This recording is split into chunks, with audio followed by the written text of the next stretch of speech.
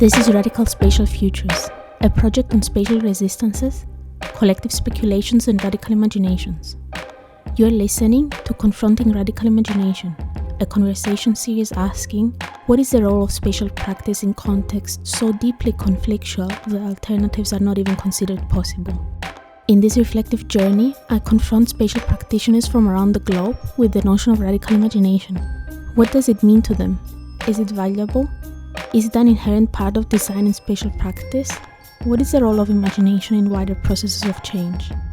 The conversations are structured around a series of material agents, images, drawings, and quotes amongst others, which are carefully curated from the practice's past work. In this conversation, I am joined by Tiago Mota Saraiva to discuss the work of ateliermob and working with the 99%, and to together explore the transforming role of an architecture studio within an economical and democratic crisis. ateliermob is a multidisciplinary platform for the development of ideas, research and projects in the areas of architecture, the city and the territory. Founded in 2005 in Lisbon by Andrea Salavesa and Tiago Mota Saraiva. In 2016, and following several projects initiated from within ateliermob, the cooperative Working with the 99% was established. Working with the 99% is a non-profit organization focusing on spatial and social interventions, on the development of participatory and cooperative processes, on design and production of public policies and strategic development. Both ateliermob and Working with the 99% have a shared ethos of recognizing that social and political engagement is inherent to architecture, that design can never remain neutral but always holds social responsibility. Okay, thank you so much for giving me your time, first of all. You're welcome. Thank you for your interest. Yeah. I think I was interested in your work since I think I told you in the email since you came to Cyprus for that lecture, and back then I was long time ago in my undergrad, so it has been a long time now. Yes. Before starting, I want to tell you a couple of things about my project and about why I'm doing this, just so you are aware, and maybe it's important also to frame our conversation. Okay, so I'm from Cyprus, as you know, and I grew up there, and I also studied architecture there, and this is a very conflicted and contested territory, as probably you experienced as well when you were there. Mm-hmm. And in a way, why this project started is because since I was an undergrad in architecture, I started being involved with this project Imaginary Famagusta, that also Socrates is one of the people involved that you came to the University of Cyprus for. And through this project, I was first an intern, and now I'm more actively involved. I'm a part of the collective. And through this project, I learned many different things. It changed how I understood the conflict in my country, which was very important. But it also allowed me to imagine things for the future, or be able to understand that there might be futures that are not as it is right now, so about new possibilities. And also it changed the way that I understood what architecture is and my role as an architect. So in this is something since back then that I am very interested in, and how architecture can be sort of this agent of thinking about new possibilities, but also how can we use our tools as architects and the tools that we get from architectural education to do other things that have maybe a bigger social meaning than just building a house or a library per se. So this is sort of where this project comes from. So in essence, I'm looking into these three different areas, which is urban conflict, critical spatial practice, which is a fancy way of saying alternative spatial practices, and I talk with a lot of practices from around the world that are architects, artists, urban designers, etc. And then I specifically am interested into understanding this concept of the radical imagination that usually is used in social movement theory, but more in our field. And what this means is this ability to imagine futures differently, but also to say that how things are right now, they shouldn't be. And I think that this is something that inherently architects do in their work. And I'm sort of trying to take this very big theoretical idea and see how it works in practice.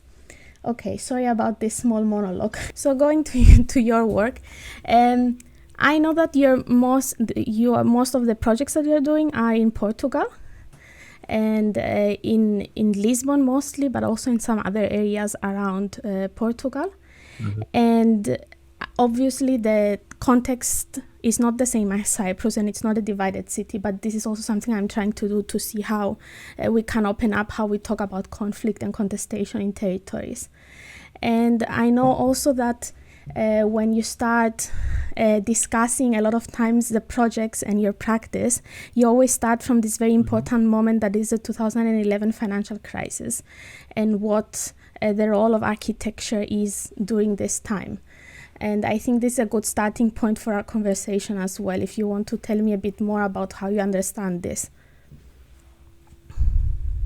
This question, yeah. Well, architecture is mostly about project and future, no? So trying to think what future will be. It's a little bit difficult to start to work from architecture and start to work in the idea that our future will be worse than it is now, you know? So when we do a project, when we design a project, you just have to think that it's going to be, that mostly people are living in better conditions. Yeah. So this is the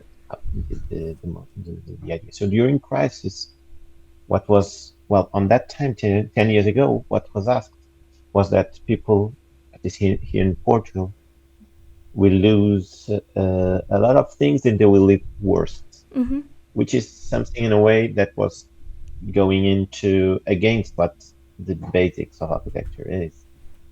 And that's a little bit how it started with our reflection of, for example, working with the 99%. So with small things, with few things, or with big things, we just try to manage to change people's life in a better way, so that people can live better, can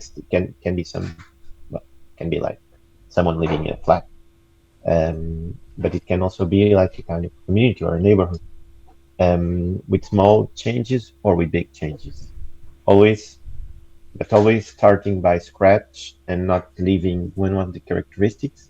Besides, for example, Teras da Costa that we left some months ago, but normally we just keep in the neighborhoods, working and trying to improve people's inhabitants' life. But well, that's, I don't know if it's this the way that you want me to. Well, if it's not the, rephrase the question, please. Rephrase the question. I mean, there is no way that you should respond or not. This doesn't matter. It's however you understand the question as well. But in a way, what I'm trying to do is, I'm starting from the case of Cyprus that has a very specific type of conflict and crisis in the territory, right? And I'm expanding this because I have a lot of case studies that are in different parts of the world. But how I see it is that in many of these cases, like no city there is no city that you cannot call divided in some way or contested in some way, right? So there is a lot of things, and this might be a conflict that has to do with people refusing other people and pluralism. So it might be about areas that are set off. It might be about access to things like housing or other basic rights of people. And I know that you also work a lot about poverty and gentrification in general. Yes. So it's, well, and that's that contested city that's really a theme now running with. For example, this weekend there was it was announced on Saturday far right demonstration against a substitution that they call, that people mostly that they are saying that people. Portuguese people, so white people, are being changed into Arab people, which, as they say, or with the, well, Pakistan, Indian, and Bangladesh people. And in a certain way, what's happening now in Lisbon, which is a very with a very tense conflict now, which is in between not in between nationalities. Mm-hmm. Although, for example, in 2022, 37% of the buildings that were bought in the city of Lisbon Mm-hmm. were bought by people with 5 nationalities. So French, American, US American, Mm-hmm.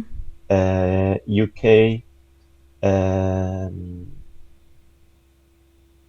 Dutch, I think also. Yes. Well, but in a certain way, this was 60%. So it's not people from Bangladesh that are buying houses. It's so, and one of the conflicts is not with the far right. Just puts the conflict on the issue of nationalities. Well, in my opinion, it doesn't matter that they are French, UK inhabitants or US. It's that they have more money. Mm-hmm. That's the big issue. So that's why they are buying everything. So the difference between of this contested city, it's the difference. Well, David Harvey is Mm-hmm. always saying on that the city is the stage for the conflict, the class struggle and the class conflicts. So that's it's what's happening in Lisbon at the moment. It's quite clear that Mm-hmm. so people are being gentrified. Well, not for example people from Bangladesh that lives in small houses, dozens of people, Mm-hmm. and but still staying in the city center because they work around. But that's one thing that it's happened, and it's about it's becoming a space of conflict in the city as we have never seen before. Mm-hmm. And I guess in a way, the working with the 99% is exactly about that, right? It's about finding those people that don't have access um, To architects to or architects architecture. or architecture, but also don't have access to some things that we considered basic. Is it about that as well? Yeah. Yeah. Well, yes. Well, we also we work during when I was in Cyprus. Mm-hmm. I remember that in Nicosia. I remember that one of the things was that we were mostly working in with communities with really low income or in poverty. Mm-hmm. We step a little bit forward when we started also to participate or to being called as technical assistant. Well, it's not technical assistant that it's called. It's not the correct. So we have been called to participate in some legislation Mm-hmm. from the basic law of housing until the. So we at a certain point we don't want to see each other as like the architects of the poor Mm-hmm. people. We want to, if we want to change, we want to also to go to the parliament. We also want to support the legislation that are being produced. So that's the second step. So Mm-hmm. also work from top down, but both trying to balance this top down and bottom up action. So are you in a way like the in between, or do you define it differently? Because you could say that you are like someone that tries to connect the, I don't know, the top down and the bottom up, let's say. Hmm.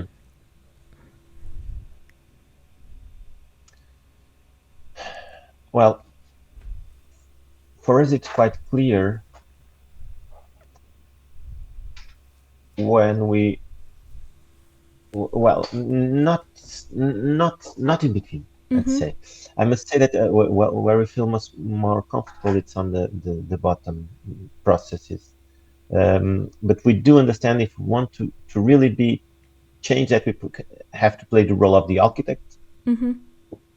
that can also discuss at the political level. Mm-hmm.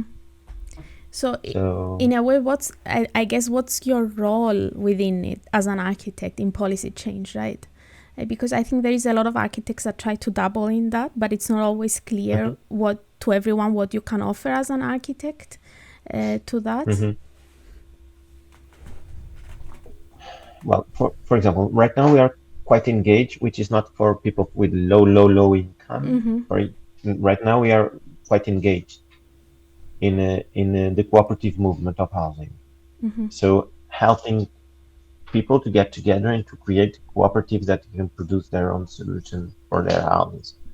Also, it started from the beginning. So it started also from trying to deal with the legislation that changed and moved, and to try to also to enhance this opportunity of trying to create the dynamic of it. Um, but still, and this is from not low income, I'd say, though, but it's still, but it gets together a lot of people and a lot of different solutions. Um, so it's something that is at a certain point we define as a goal in the office, and try to get our instruments of architecture on it. So of course, for example, when we worked in with low income neighborhoods, it's also for them, which normally they don't have access to some spaces of power. It's also really nice to understand and to bring them to this kind of positions. Um, so, but I won't consider it as a space in between, I'd say. No, yeah, that's okay. It was just a, I don't know, Mm. because Yeah. it sort of sounded like you are acting as I don't know how to say this. Not you have Mm. some sort of expertise, right? That communities don't necessarily have, and then you're using that Yes. expertise to try to connect whomever you're working with this policy change or the top-down level, the authorities, the local government, whatever. So it's Hmm. more like a Yeah. link, maybe, rather than an in-between space. Yes. And trying also to do a kind of for example, right now we are consultants of the Council of Europe for intercultural cities. Okay. And this is also something that, for example, we were already asked because, well, they understood in the Council of Europe, they understood what is what is clear is that in the city centers, when there is this process of sustainability and greening and etc., it's always also a process that takes everyone that are from the street and that use more the street and that they go out of the city, so they are gentrified with this process normally. So, for example, they asked us to do a policy brief to try to understand what kind of measures should municipalities or national governments should take before the process, or good examples. So here, are you talking like about participation or engagement with communities, or what? Do you have any idea of what you will propose to them, or what you're like bringing in? Well, yeah. So, for example, we already did this policy brief, but for example, of course, you have the participation, making people get together and understand what's going on and what's going to be the future. But on the other hand, for example, like municipalities, if they are doing redesigning a square that has a lot of people with low income around in housing, so that municipality has to first, before everything starts, have to buy sufficient houses so that they can, in a certain way, control housing market and real estate, so that all investment of the public uh, or the municipality just not produces plus value to the owners of the buildings around. And then they sell them to or rent them to, I don't know, Yes. Airbnbs or to higher Yes. income people. That's what Yes. happens in every city, I guess. Yes. Yes. Yeah, you mentioned before like about these instruments or tools that you use as an architect, and that you use to help or to have this to make these situations or to support and people, or let's say the cooperatives, etc. I don't know, what would you say are the most important tools or instruments that you use as your practice in general, that define the way that you work or your methodology? First, I think we listen. Mm-hmm. I think that's the so before starting to have any idea on how are you going to act, just listen and try to analyze what's happening. Mm-hmm. And then starting to test and fail. That's also a thing that you also need to and if you can analyze that you failed, that's a good Mm-hmm. that's a step forward.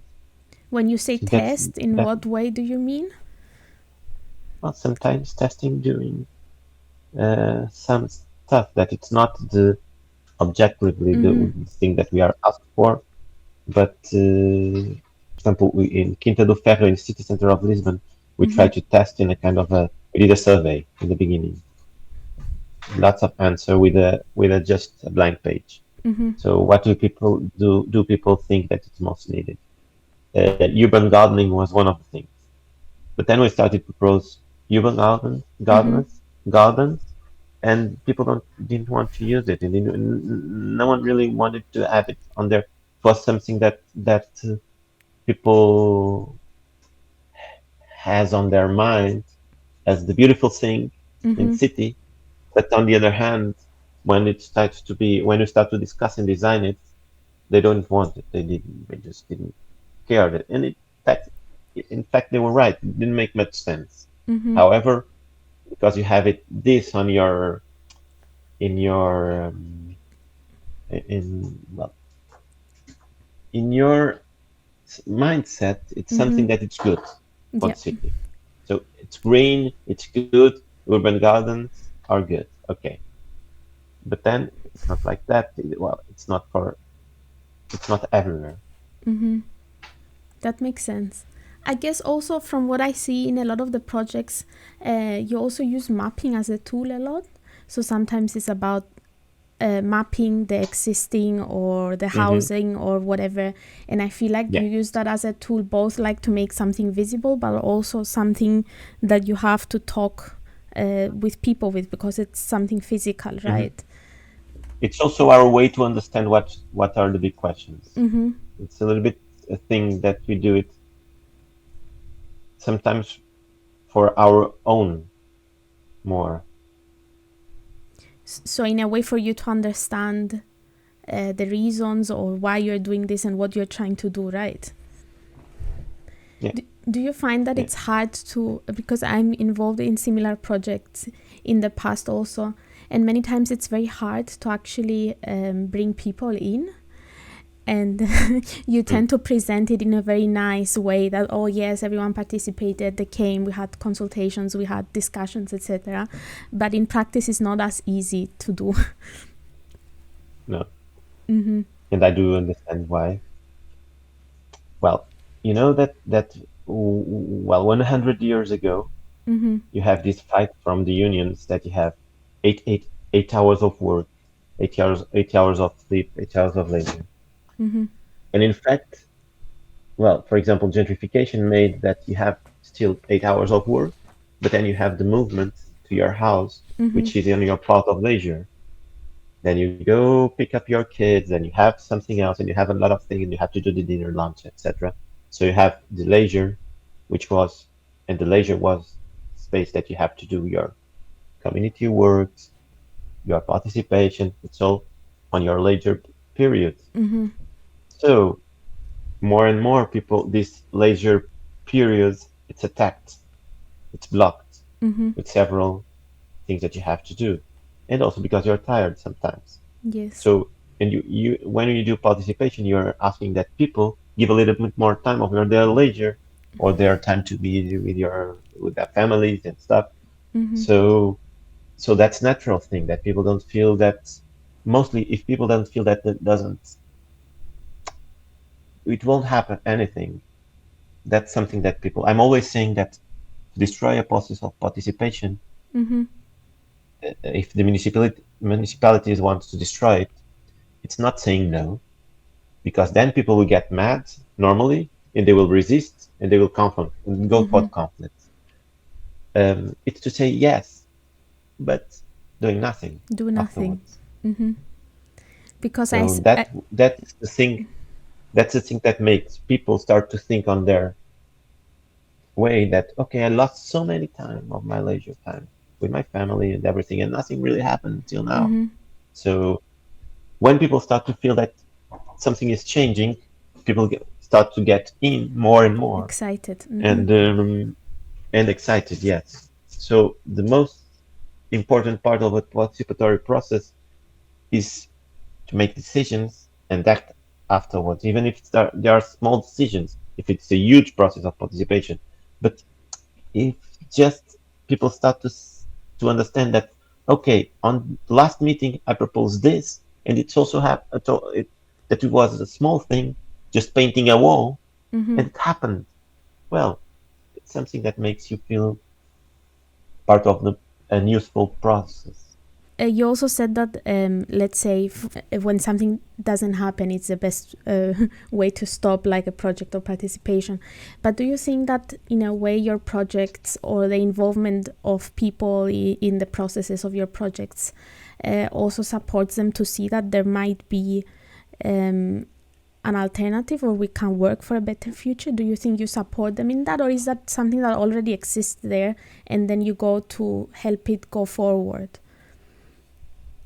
Hmm. I don't know if No, that we makes don't any create sense.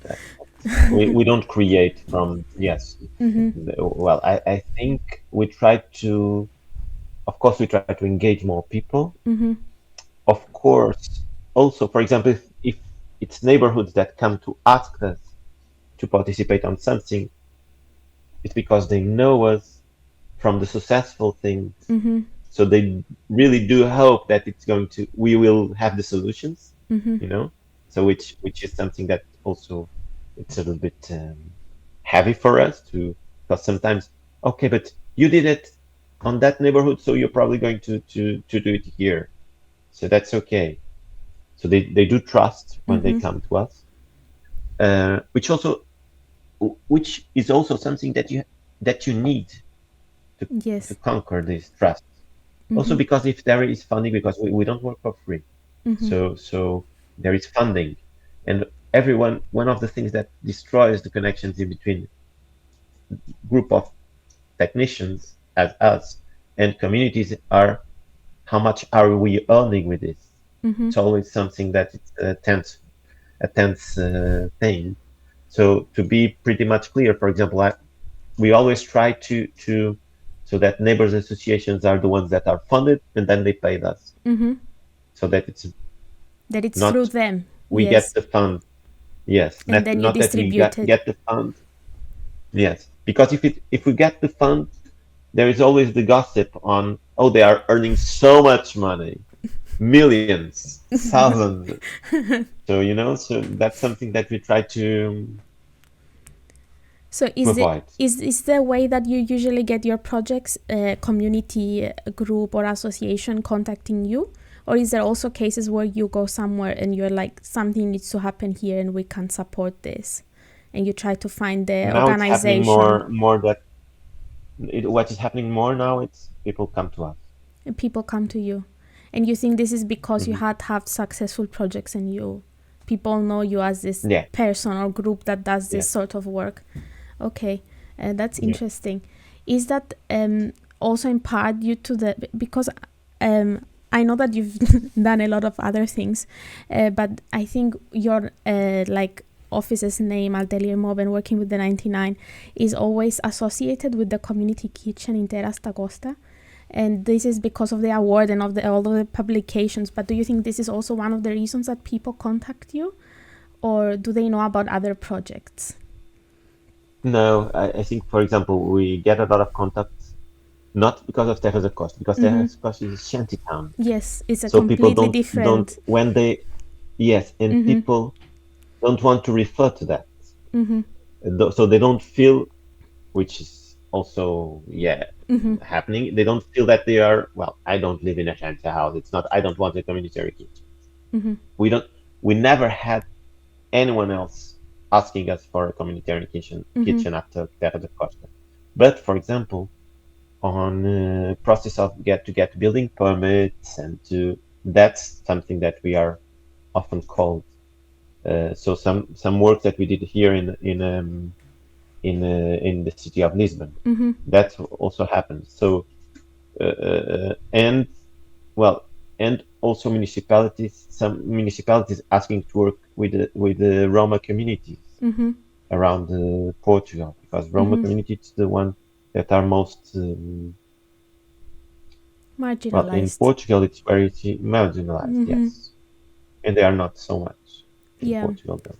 I've lived. I mean, I've lived in Spain and in some time, and I've seen also the marginalization of the Roma community is quite Yeah. interesting. How people talk a lot about racism in Europe, and then the Hmm. Romas are a different thing. For some reason, we are allowed to be racist to them. I never understand why, but it's an Yeah. interesting dynamic. But it's interesting though, because I know of all of your other work and I've looked into your other projects as well, but anyone I Hmm. like, people, friends, other young architects or whatever that are international, and I tell them about my work and I'm gonna interview them, they are the community kitchen people. And that's Yeah. always the reaction.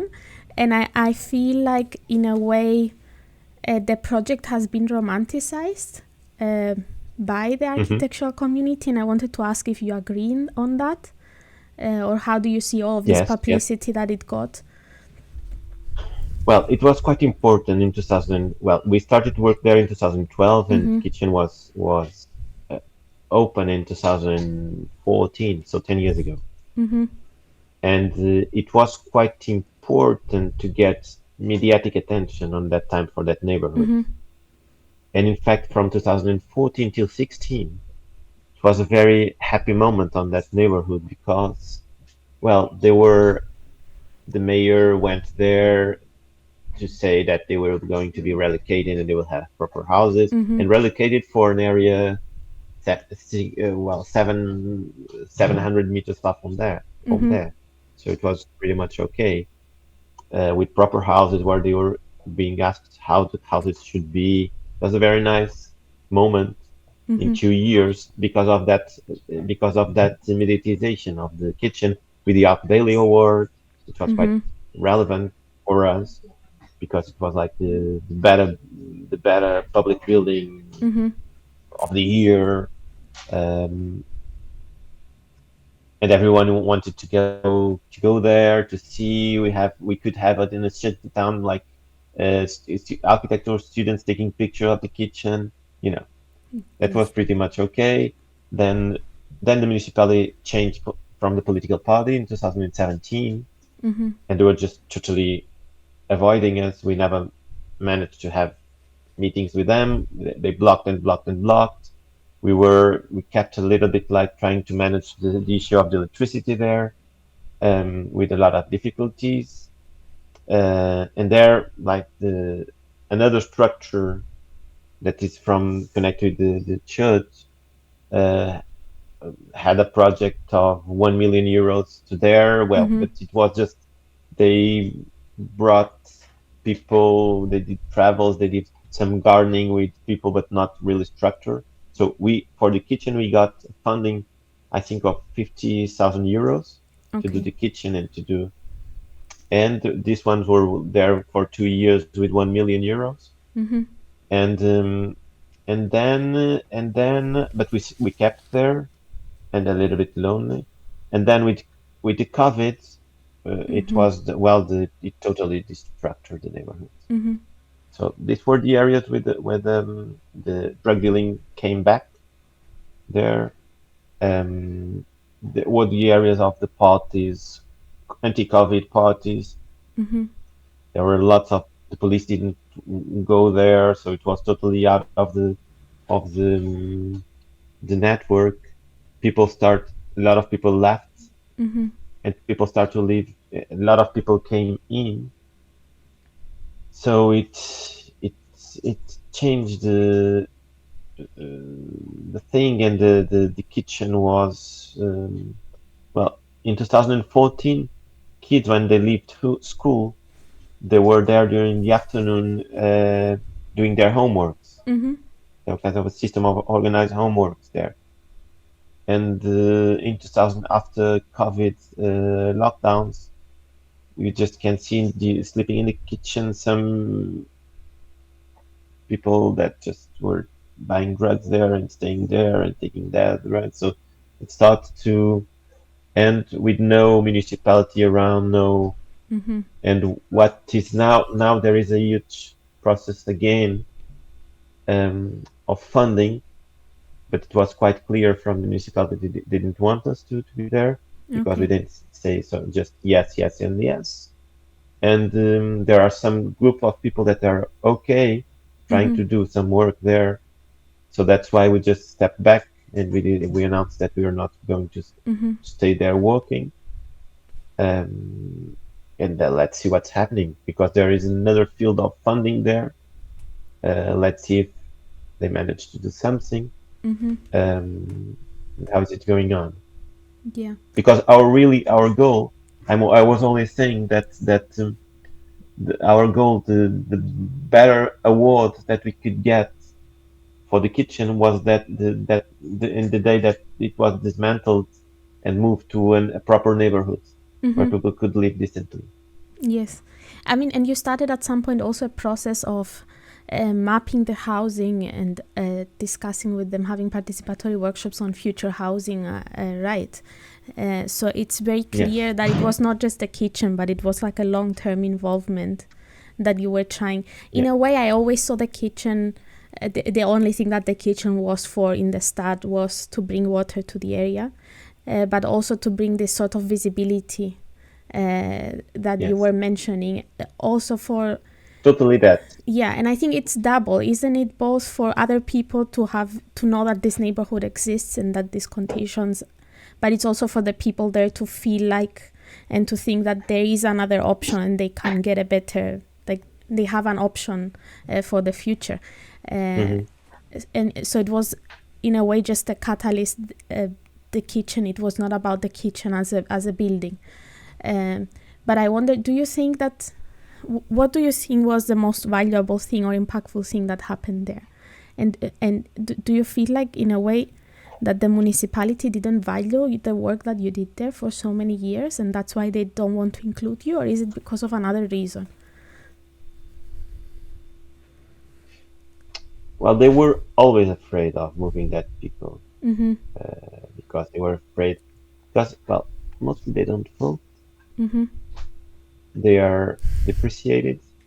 They are the people that construct workers, unpaid or really bad paid. Men are mostly that, mostly in construction. Um, Women are mostly working in senior houses or in cleaning, Mm-hmm. um, but not with the political conscience. So they really don't vote. They don't. They are totally out of the system. Mm-hmm. And so municipality was afraid to change it, to change them to urban area Mm-hmm. with neighborhoods, with neighbors that could get in conflict with. Mm-hmm. So that's one of the issues. Well, on the other hand, the most thrilling thing was that I think they felt for some years that inhabitants could they could decide something. Mm-hmm. They got empowered on that time, you know. Mm-hmm. They felt empowered. They felt Yes. they could go and meet with the mayor. They could go with meet with the. Came to the national parliament. They also came. They went several times to the national. They went to visit from the national TVs, Mm-hmm. and they were not anymore. You know, when we Googled, when we started to work there, we Googled. We didn't know there, and we Googled, and there was Terra da Costa, and there was always a very good, very bad stories on police came in, got in, arrested somehow. All the stories were really bad.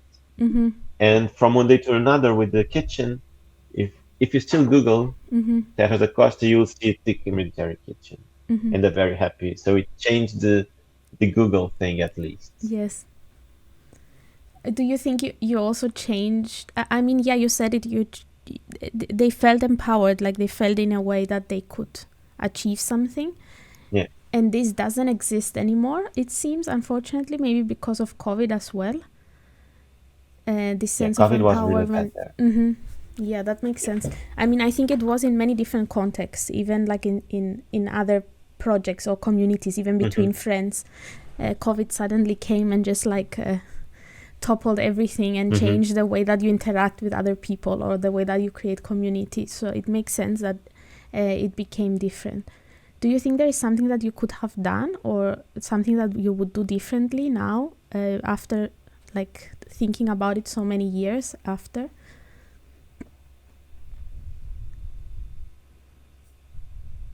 Well, in 2016, we should have pressured the municipality to go for implementing houses. So we should have pressured more. Because on that time, municipality, them, the sustainable association was, everyone was together. It was just a thing that, let's see after the elections, then we'll start to work on the next 4 years we start to work. And we just said, okay, 1 year more and that's okay, we'll just wait. And they lost. And they lost. Yeah. Also, just kind of shifting away from Teras da Costa, how, I don't know, in general for your projects, do you think, what is the most important thing that you achieve, or the most valuable thing that you see in the projects that you're doing? Or even when people ask you, how do you say why what you're doing is important in a way?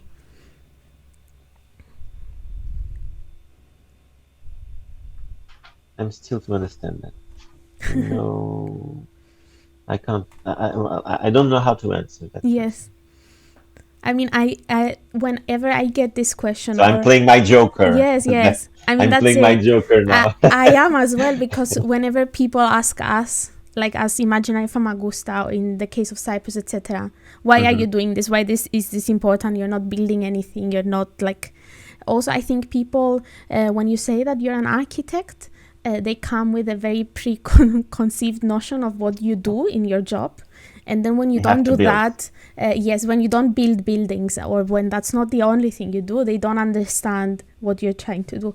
So I think through this project, one thing that I'm also trying to do is understand how we see value and impact in this sort of practices, especially in an environment whenever funding application you're trying to do.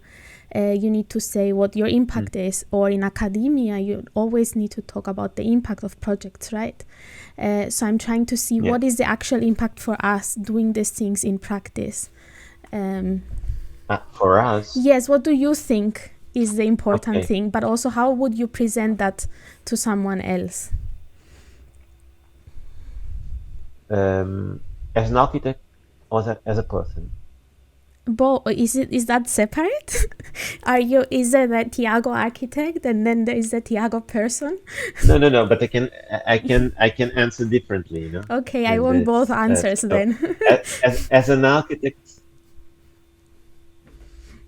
architect, I must say that it makes you feel more interested on understanding what people's goals are, you know. I think that to listen a little bit more.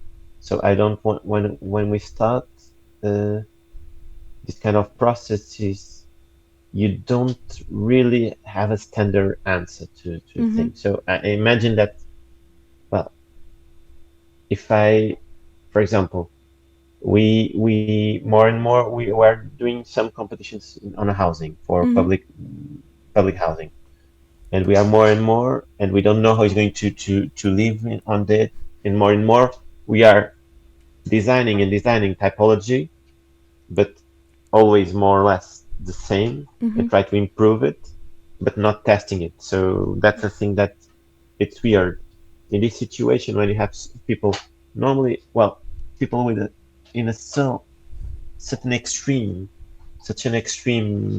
situation, you understand a little bit more as a person now. as a person, well, for example, that's something that I will for my daughters, it was always very normal to during weekends, because sometimes these meetings are on weekends, Mm-hmm.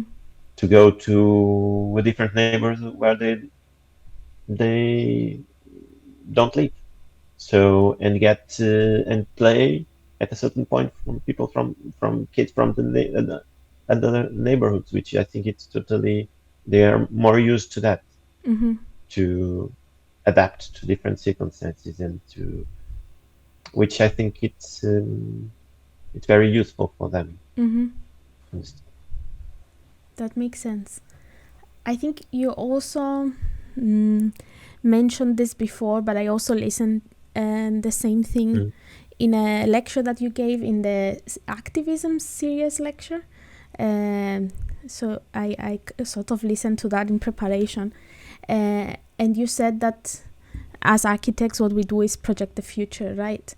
And this, you said the same thing in the start of this interview. We cannot, when someone is saying that the future will be worse, we obviously that goes against what we're doing, because we produce scenarios for how people might live better in the future. Is that how you see the role of the architect, or of the work that you're doing, or is it more than that or different than that? I think that's the fundamentals of our discipline. Mm-hmm.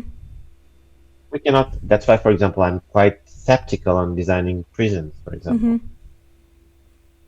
it's something I don't know if I would be able to. Mm-hmm. Where people Yeah. don't have their freedom. So so in a way, well, that's something that well, for me it's quite what is engaging. It's when you're discussing with the people that will live on the space you're designing or Mm-hmm. work, when you manage to be happy designing it, and people are happy discussing it. Mm-hmm. That's when it's better. Yeah, that makes sense. I mean, as I also said in the start, I'm interested in this concept of imagination and how it relates to the work of architects, and specifically this concept of radical imagination that is Hmm. usually used in social movement theory. And I'm sort of trying to bring it and see, first of all, if it's relevant or if it could be useful for us and in the work that we're doing. So I don't know if you know about the radical imagination, but basically the main concept is, first of all, it's radical because it's based on the root of the problem, of the issue, of the structural problem, that the solutions that you're finding are based on the root of the issue. It's not only radical because it's something that we cannot imagine yet. It's not in that sense radical, Hmm. but also it's based on the ability to say that something right now is not as it should be, and we can, in a way, collectively imagine this in the future differently, for the future differently, but at the same time bring small pieces of this future that we imagine in the present and apply them. So the people that talk about the radical imagination say that this is something that is necessary in any social movement, because without this ability to imagine the future, you cannot go any forward. I think what I'm trying to see from these interviews that I'm making and these conversations that I have is that I think that in the sort of projects that we do, the radical imagination exists fundamentally because, as you said, it's what we do as architects. We imagine a future that is not here. So I was wondering if you have any responses to that, or how you feel about this idea in general. I think, yeah, yes. For example, I have a lot of friends, Mm-hmm. architect friends, that Yes. are always asking, "What are you doing? Yes. This is something. It's not architecture. Something. It's not." So that's something and in fact, I think the idea it's mostly about not imposing, well, not getting into what standardizes you. So all these guys are more like this and do just like this. Mm-hmm. No, because we can do a theater. Mm-hmm. We can be doing Teras da Costa, but at a certain time, at the Mm-hmm. same time, we are doing a detailed project of a theater. Mm-hmm. Or that's something that we don't want to stay in a bubble on what we normally do. Mm-hmm. We use architecture. So we are very engaged, for example, in this idea of stretching architectural boundaries. Mm-hmm. So trying to, and not having that boundaries, not believing that we are the guys from architects of the poor people, Mm-hmm. you know, that we try to reject because we try to go, okay, then we have to go to the parliament, then we have to talk about with Mm-hmm. on that. So in fact, we are always trying to get out of the standards that people try to Put put you. you, you know. Mm-hmm.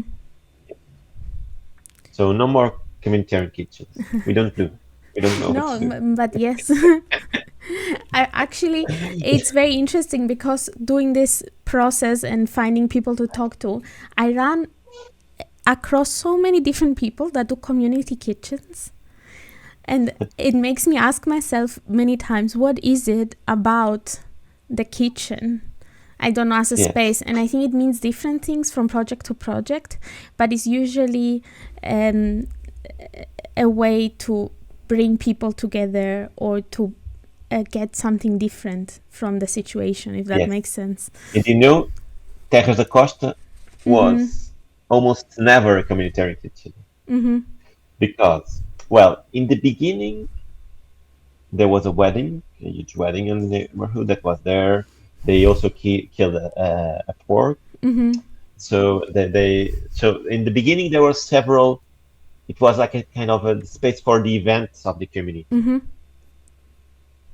At a certain point, someone started to develop a business like if they can organize the dinner if you pay 1-2 euros on that time. So someone, but then it was like it took like 2-3 weeks, I think. She organized it and then she left. Okay.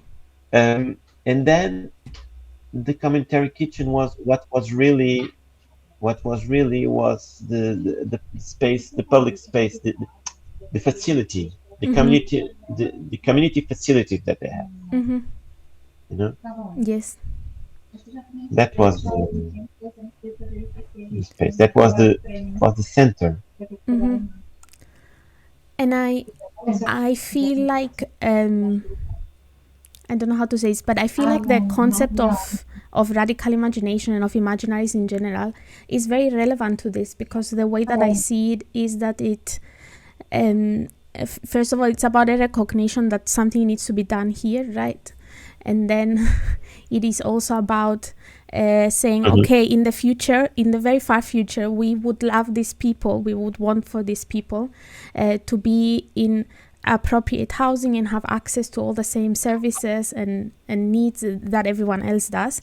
But this is not something that we can do now. So what can we do now in the present to bring a little bit back from that future, bring it to the present and start going towards it? And I think that's the way that I see your other projects as well.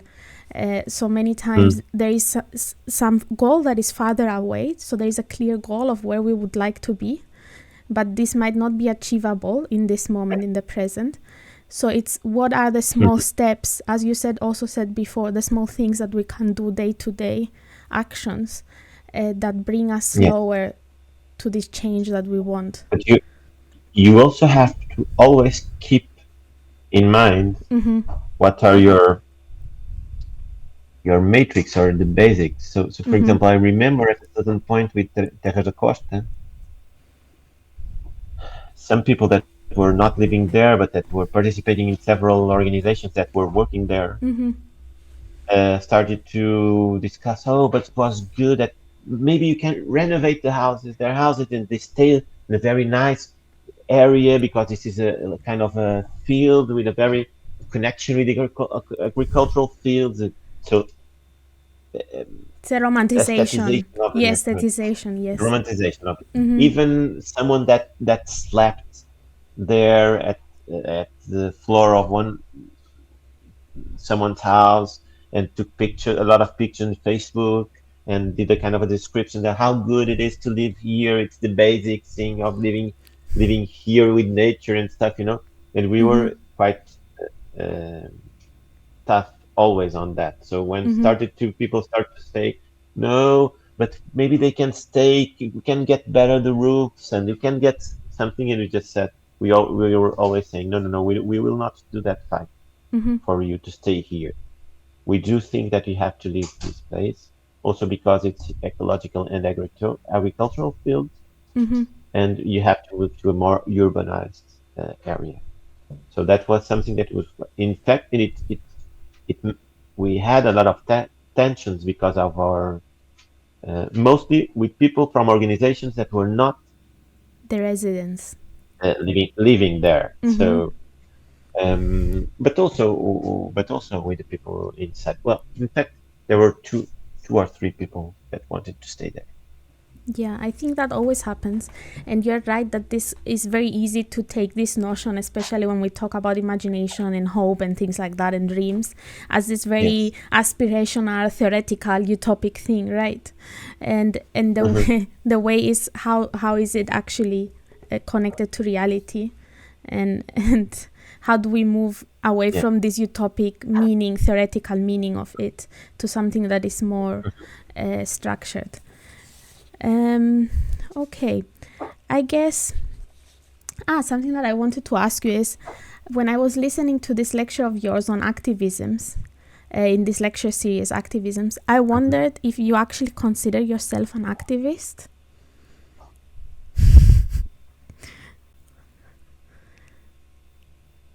No, I already was asked that question. Okay. So I'm always saying that I think the notion of activist also has a kind of the idea of some precarious thing Mm-hmm. on movement. So I do prefer the idea of militancy on Mm-hmm. which is much more ground, grounded. Mm-hmm. And based on practice, that is part of something. Yes, Because I think it's yes. also a little bit of a trend that I have somehow fallen myself into, to talk about activism in architecture now, and to Mhm. discuss about a lot of these practices as activists. And I am not sure this is a social movement. I think we might have a different role within bigger Yes. change or within movements in general, but I am not sure if that this is activism per se. In fact, I always hate to be described as an activist. Okay.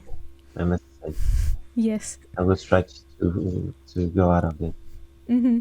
Yes, I have a presentation in a couple of days that is about activism in research in architecture, and I was I was thinking about what I will talk about when I go to there while I was listening to your lecture, and I was like, I'm not sure about Yes. the way that we frame this as activism, Mhm. but also there is a lot of researchers and academics that call themselves activists, Yeah. that they're saying they're doing activist research. And it's still a little bit strange to think about, because I don't know what is activism and how are you practicing it Yes. when you are in a university. Yes. Mhm. So I think this is an interesting conversation to have in general. And Yes. and Well, we have the notion here. The academics who use a lot of with the direct translation to this. I don't know if there is an English more mm-hmm. correct translation. It's investigação-ação. So research action. Yes. Mm-hmm. Academics research action. Mm-hmm. Yes. And now that we're talking about the university, just before we end, I know that you're also teaching in the university. And I Yeah. wonder what role that has in your practice in general and the things that you're doing. Or if it's for you, it's a different life, or they are sort of connected to each other. That's a good and tough question. Well, I'd say that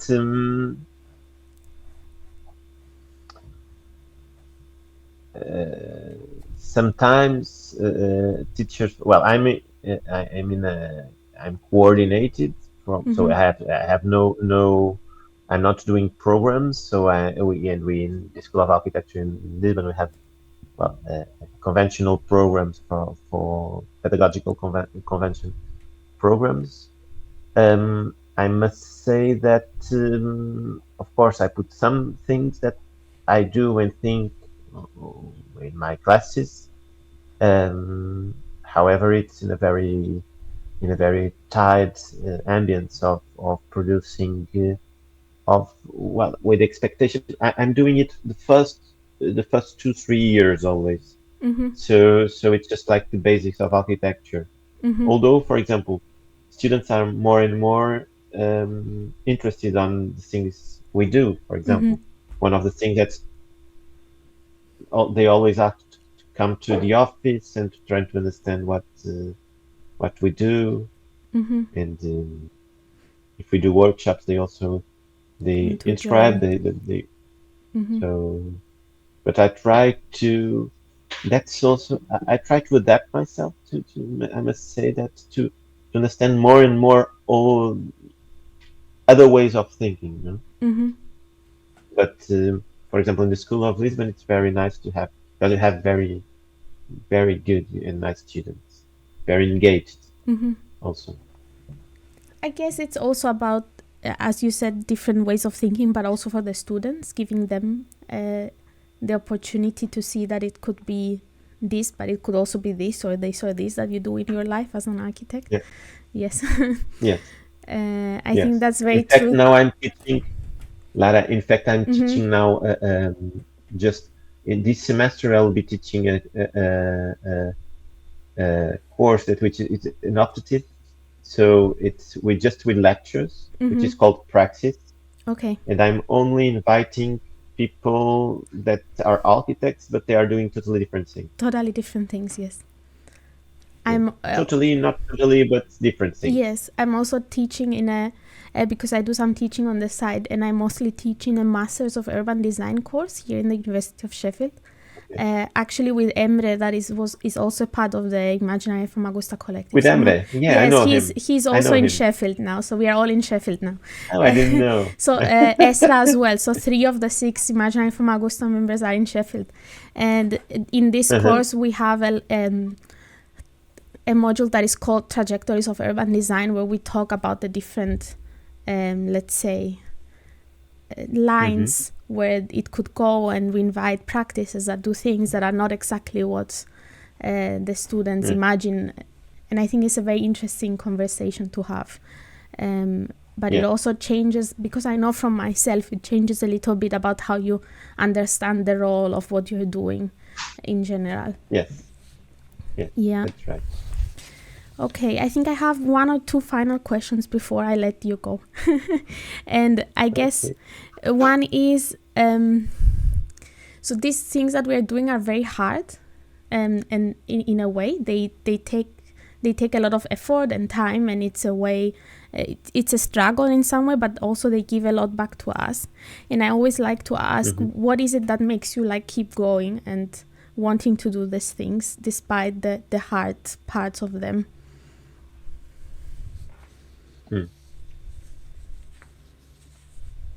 Sometimes I don't want to go much for. You don't want to think about it. Yes. No, but that's okay as well. Sometimes we just cut it out. Sometimes I just so tired of doing this kind of thing that I just want to stop. But I think this idea that you have so many things to be done, and you look around and you have so many things that you can participate in solutions, or I think that's always the goal and what makes you go forward. That makes sense. And in a way, okay, this is a question that I like to ask everyone. A lot of the ones that I asked you before, they just come to me while I'm talking to you, to be honest. But this one is like my closing question to everyone, and it's, so imagine in a way that you close your eyes and you're at some point in the future. It might be in 5, in 2, in 10 years, however you like. And a lot of the things that you strive for and that you try to achieve, they are now somehow or partially or completely reality. What does it look like around you? What is the things that have changed? I must say that my view from in 10 years, it's much more a very depressive view, I must say, and not very positive on the next future. I know, but let's say it was positive. What would it Let's look like? Let's say it was positive. Then, on that time, I could just rest a little bit more and stay with my friends and the people I love. So I must say that there will be much more individualists on that time, and I'd say that that would be really nice. That would be a lot of people doing this kind of stuff. There was no need to stay with the ateliermob had other people going with it, so going on with it and just leave it. And so you could be restless. Yes. But I think many times caring about ourselves, like my second supervisor always tells this to me, because I'm the type of person that in a way cares about a lot of things that are happening and tries to help everyone and stuff like that. And he always tells me, if I don't care about myself first, then I am unable to care about others and about other things and support other things happening. So I guess I will say the same thing to you. Maybe you should rest a little bit in the present. To have that in mind. Yes. The Confronting Radical Imagination conversation series is hosted, written, researched, and edited by Lara Sharf. The conversation series is part of the Radical Spatial Futures project, funded by the ESRC, supervised by Professor Doina Petrescu and Dr. Tanzil Shafiq at the School of Architecture of the University of Sheffield. Special thanks to Tiago Mota Saraiva and ateliermob for joining the conversation. Follow their work on their website, Instagram, and Facebook. To follow the RSF project, check radicalspatialfutures.com or at Radical Spatial Futures on Instagram. Playing the intro and outro is Fairy Tales by Daniel Zambo.